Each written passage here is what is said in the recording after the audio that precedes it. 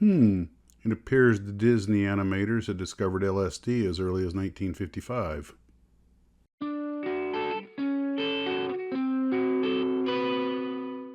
Well, hello, Gloo Troopers. Max of Max's Models here, and today I finished off the Glencoe Retriever Rocket.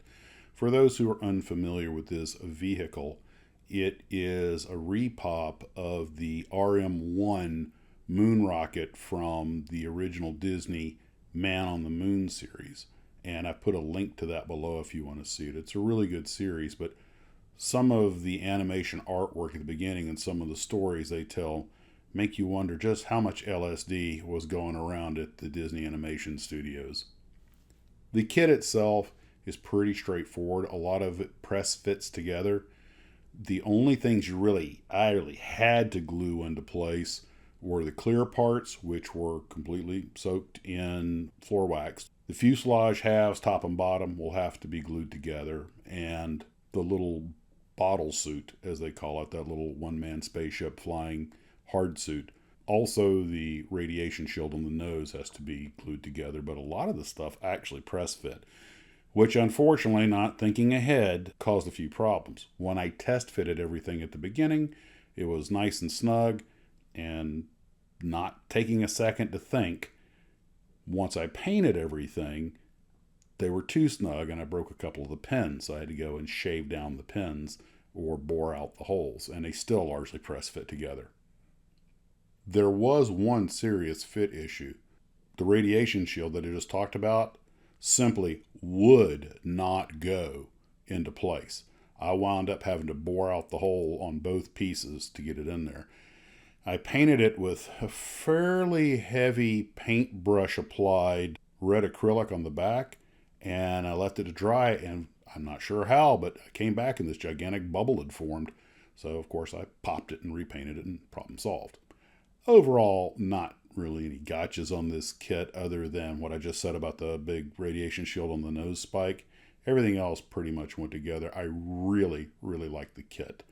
I decided to militarize mine, and I figure, well, if you're going to have a moon-going Space Force, it's probably going to have to be multi-service. So it's got the Air Force on one side and Navy on the other. That way I can flip it around and, whichever one you want to show. The little bulb suit, which is essentially a flyable single astronaut suit, kind of a proto man maneuvering unit. It has one guy in it. It goes up in the bottom and it looks fine up there, but I decided to show the whole thing because they give you the whole bulb suit with a man inside it. So I put it on a piece of wire on the base, show it as it's either approaching or departing the vehicle. The radar dish does rotate 360 degrees, and you can, if you want to, probably mount everything on the rear to snap off. I decided to put some markings on each of the fuel tanks that would be sort of like glorified inventory numbers. And I had bought some decals recently. Right now in the American military, the Air Force used to have MATS, Military Air Transport Service, then it was MAC, Military Airlift Command. Now it's AMC, Air Mobility Command. And I have some Military Transport Service and Military Airlift Command decals that I bought at PAMSCon. I thought, let's go ahead and use those, but we're going to kind of pay a little homage to both of the old names, kind of give it a little retro, because this vehicle was designed in 1955, so it's sort of a throwback. So I put AMC on one side to for just as a nod to Air Mobility Command, and then the other side, the NLB, I just invented the Navy Logistics Bureau on the Navy side, sort of a nod to Bureau of Ordnance, and the Navy had bureaus. It's kind of a nod to the way the services did this in the old days. And I invented the new AMC with the decals that I had, is now the Airlift Military Command for all services. Just having some fun with it. And put the ubiquitous star and bar on top and bottom, sort of helicopter style, because quite frankly, there was no room on the side. And I just invented the number for it. Now, there are enough decals that you can make it just like the Disney ship if you want to. Those markings are there. But like I say, it's the Retriever Rocket, I assume for copyright reasons, the same reason that their Disney Moon Rocket couldn't come with the TWA decals. So they gave Fastway, which, oh look, happens to have TWA in the name. Although I personally put the Pan Am markings on mine. But anyway, it's a great kit, and since it's not a real vehicle, just the television vehicle, you can mark it up however you want. I even thought about, in sort of the spirit of the International Space Station, and putting a different flag on every one of the fuel tanks. You know, have one Canadian, one German, one Japanese, one British, and that kind of stuff. And almost went that way with it. And I suppose I still could. Well, there's really not much room left for more decals. I was starting to think maybe I was starting to get a little cluttered looking. Almost took some of the decals. Actually, I did take one or two of the decals off. But I was just having so much fun marking it up. It just is something like this, when you're not trying to actually do something that's a real historical vehicle. You let your imagination run free, you can have so much fun.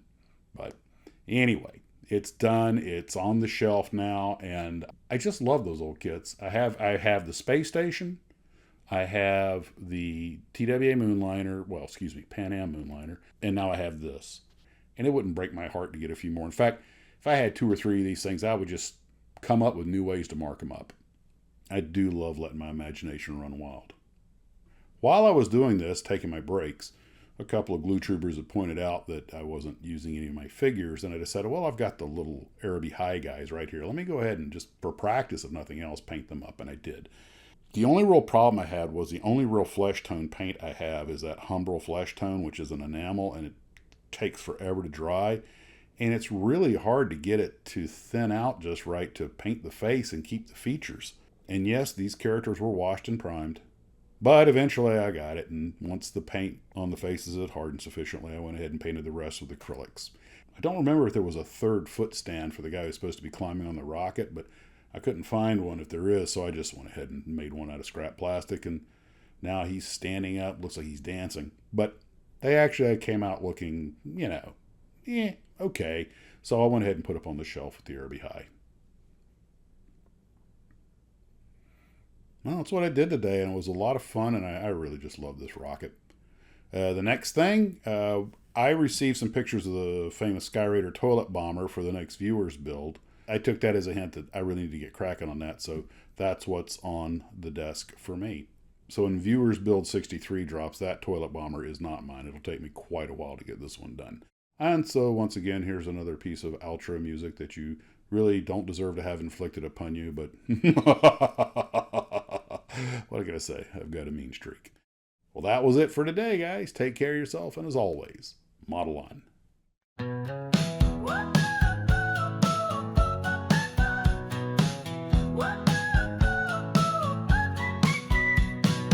In the basement with glue and some tape, building dreams in a tiny escape.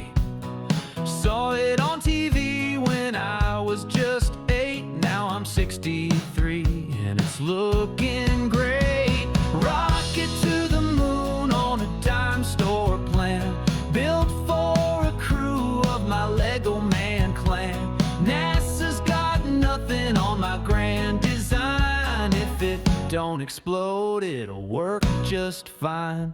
My wife keeps asking when I'll get a job, but I'm too busy playing space heartthrob.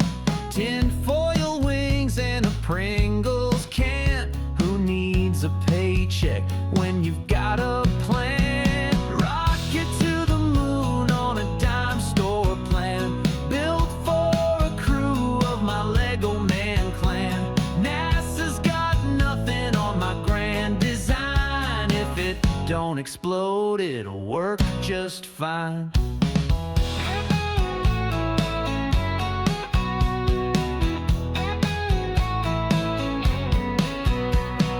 Neighbors complain about the launch pad's noise, but they don't get it, they're not moon-bound boys. I'll plant a flag with a cardboard pole. I'll conquer craters and a moon dust stroll.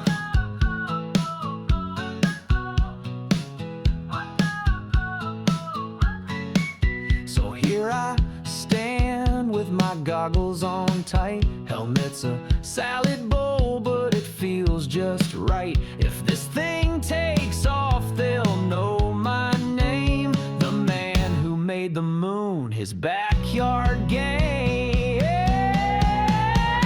Rocket to the moon on a dime store plan,